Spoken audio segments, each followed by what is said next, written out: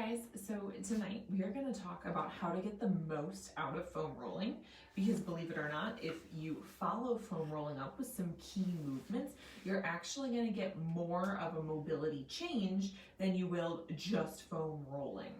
So I'm Dr. Sarah Sewell from Resilience RX, and let's get started. So I'm going to give two examples of foam rolling a specific area of the body, and then a follow-up exercise or mobility move that you can do to help that foam rolling stick and be more useful or beneficial, so you didn't just foam roll. Because as we talked about a few weeks ago, foam rolling gives you a transient or a short-term mobility improvement.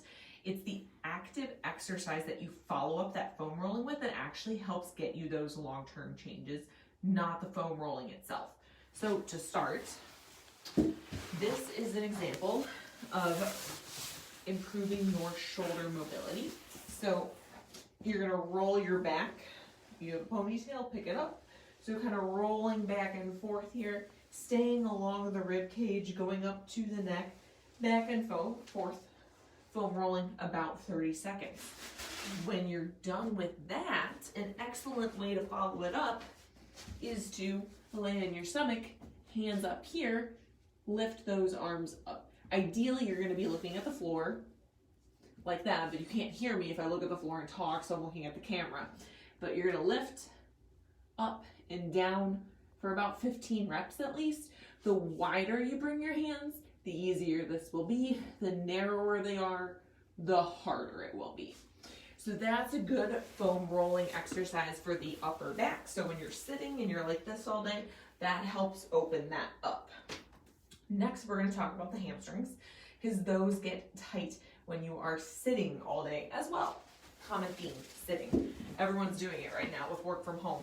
So, foam rolling the hamstring. So that's the back of your thigh. You can do the outside part of the hamstring. You can do the inside, that's not very comfortable, part of the hamstring. Hitting that hamstring again about 30 seconds to a minute.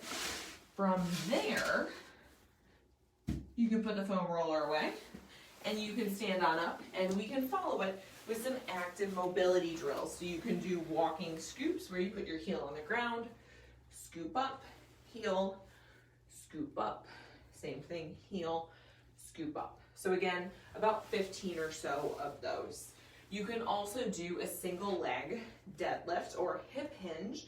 So you can do it with weight or without weight. So if you're doing it with weight, go ahead and put that in the opposite hand, because it helps activate your butt muscles a little bit better. You're gonna hinge then at the hip and come back up, going down until you feel a pull in that muscle, in that hamstring, in the back of your thigh, and then standing back up. Ideally, you're gonna get a little further than this. My hamstrings are just kind of tight because A, I did foam roll for 30 seconds, and B, I've been sitting and working out today. So they are a little tight, but there's your single leg deadlift. So the key really is, when you're looking at mobility or warming up or cooling down for something with foam rolling, you want to foam roll the area that you want to improve that mobility for about 30 seconds to a minute. Then you want to choose an active movement to follow it up. It's not rocket science, so whatever muscle you foam roll, you want to use then, and you want to use through that full range of motion. So if you're foam rolling your biceps or you're using your cross ball here, it's lengthened here, it's shortened here. So just adding some resistance, maybe a bicep curl with a band, standing on the band, pulling it up, something like that. So foam roll, mobility, it helps it stick better. And if you have any questions about specific muscles, feel free to check out the exercises on Instagram or shoot me a message, and have a wonderful evening.